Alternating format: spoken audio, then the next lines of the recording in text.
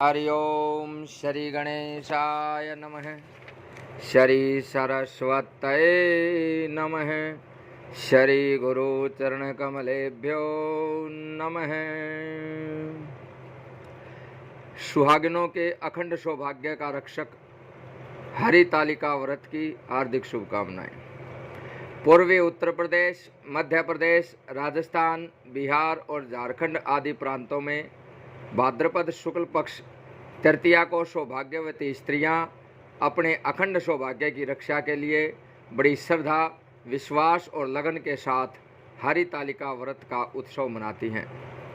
जिस त्याग, तपस्या और निष्ठा के साथ स्त्रियां ये व्रत रखती हैं वो बड़ा कठिन है।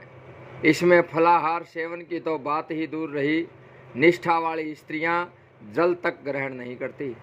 व्रत के दूसरे दिन प्रातःकाल स्नान के पश्चात व्रतपरायण स्त्रियां सौभाग्य द्रव्य एवं वायन छूकर के ब्राह्मणों को देती हैं। इसके बाद ही जल आदि पीकर के पारण करती हैं। इस व्रत में मुख्य रूप से शिव, पार्वती तथा गणेश जी का पूजन होता है। इस व्रत को सर्वप्रथम गिरिजा नंदिनी उमा ने किया था, जिसके फलस्वरूप उन्हें भगवान शिव पति रूप में प्राप्त हुए थे। इस व्रत के दिन स्त्रियां वह कथा भी सुनती हैं जो पार्वती जी के जीवन में घटित हुई।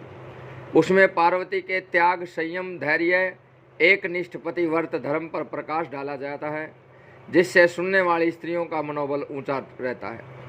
कहते हैं, दक्ष कन्या सती जब पिता के यज्ञ में अपने पति शिव का अपमान न सहन करके योग अग्नि में दग्ध हो गई, तब वे ही मैना और हिमवान की तपस्या के फलस्वरूप उनकी पुत्री के रूप में पार्वती के नाम से प्रकट हुई। इस नए जन्म में भी उनकी पूर्व की स्मृति अक्षुण्ण बनी रही और वे नित्य निरंतर भगवान शिव के ही चरणारविंदों के चिंतन में संलग्न रहने लगी। जब वे कुछ वयस्क हो गई तब मनोकूल वर की प्राप्ति के लिए पिता की आज्ञा से तपस्या करने लगी। उन्होंने वर्षों तक निराहार रह करके बड़ी कठोर तपस्या की। जब उनकी तपस्या फलोन्मुख हुई तब एक दिन देवर्षि नारद महाराज गिरिराज हिमवान के यहाँ पधारे। हिमवान ने अहोभाग्य माना और देव ऋषि की बड़ी श्रद्धा के साथ तपस्या सपर्या की। कुशल अक्षेम के पश्चात नारद जी ने कहा, भगवान विष्णु आपकी कन्या का वर्ण करना चाहते हैं। उन्होंने मेरे द्वारा ये संदेश कहलवाया है। इस संबंध में आपका जो विचार हो मुझसे कहिए। नारद जी ने अपनी ओर से भी इस प्रस्ताव का अनुमोदन कर दिया। हिमवान राजी हो गए। उन्होंने स्वीकृति दे दी। देवर्षि नारद पार्वती के पास जाकर बोले, हे उमे, छोड़ो यह कठोर तपस्या। तुम्हें अपनी साधना का फल मिल गया। तुम्हारे पिता ने भगवान विष्णु के साथ तुम्हारा विवाह पक्का कर दिया है। इतना कहकर नारद जी चले गए। उनकी बात पर विचार करके पार्वती जी ने मन में बड़ा कष्ट हुआ। वे मूर्छित होकर गिर पड़ी। सखियों के उपचार से होश में आने पर उन्होंने उनसे अपना शिव विषयक अनुराग सूचित किया।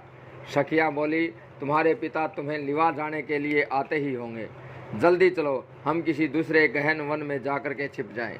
ऐसा ही हुआ। उस वन में एक पर्वतीय कंदरा के भीतर पार्वती ने शिवलिंग बना करके उपासना पूर्वक उसकी अर्चना आरंभ की। उससे सदाशिव का आसन डोल गया। वे रीझ कर पार्वती के समक्ष प्रकट हुए और उन्हें पत्नी रूप में वर्ण किया। इसके बाद भगवान शिव अंतर्ध्यान हो गए।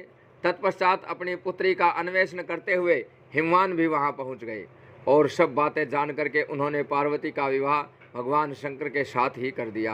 अंततः बरऊं शंभुनत रहूं कुंवारी पार्वती के इस अविचल अनुराग की विजय हुई। देवी पार्वती ने भाद्र शुक्ल तृतीया हस्त नक्षत्र में आराधना की थी, इसलिए इस तिथि को ये व्रत किया जाता है। तभी से भाद्रपद शुक्ल तीज को स्त्रियां अपने पति की दीर्घ आयु के लिए तथा कुमारी कन्याएं अपने मनोवांछित वर की प्राप्ति के लिए हरितालिका तीज का व्रत किया करती हैं। आलिर्भि हरिता यस्मात् तस्मात् सा हरितालिका, सखियों के द्वारा हरी गई इस व्युत्पत्ति के अनुसार व्रत का नाम हरितालिका हुआ। इस व्रत के अनुष्ठान से नारी को अखंड सौभाग्य की प्राप्ति होती है। बोल शंकर भगवान की जय।